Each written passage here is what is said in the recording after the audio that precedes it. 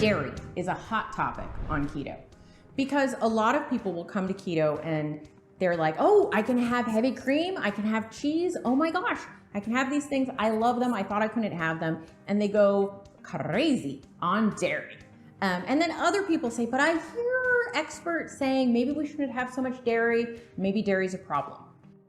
Dairy is kind of a complex issue, but let me try and break it down to some basic things. Some people don't do well on dairy. Some people do fine on dairy.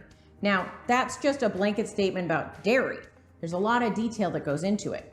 When I was using a lot of heavy cream, especially in my coffee, I found that was not an optimally successful path for me. And I did better on my fat loss goals when I stopped using heavy cream in my coffee.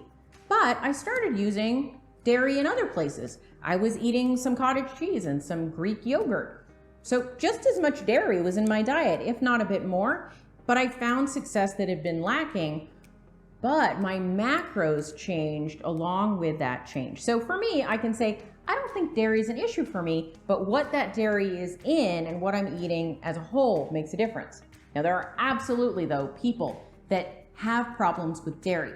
Generally speaking, these people will get autoimmune issues from the dairy. They'll either get skin problems, breakouts, gut issues. They just feel terrible, digestive issues. And if any of those very obvious signs are happening when you include dairy in your diet, I recommend a 30 to 60 day dairy-free period where you can evaluate if dairy is really a problem for you. So I can share with you all sorts of studies where this study said that people did really well on dairy and lost more body fat and had better health markers. And then this study over here, which shows that it's very insulinogenic for some people and there are problems. So I can show you all sorts of data, but ultimately, I don't know that you care as much about the population as you care about you, right? Rightly so.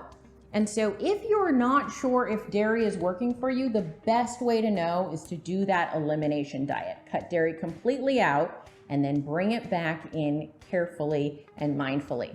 I will warn you that eliminating dairy is a bit of a pain. Most people find it very challenging. So do it in a time period where you have the emotional and mental space to commit to it and won't feel terribly tortured by your dairy-free existence for a few months. And then you can find out for sure for you whether it's a good idea or a bad idea. Because watching video after video where experts disagree with each other about whether dairy is good or bad, it's not going to tell you whether or not it's good or bad for you.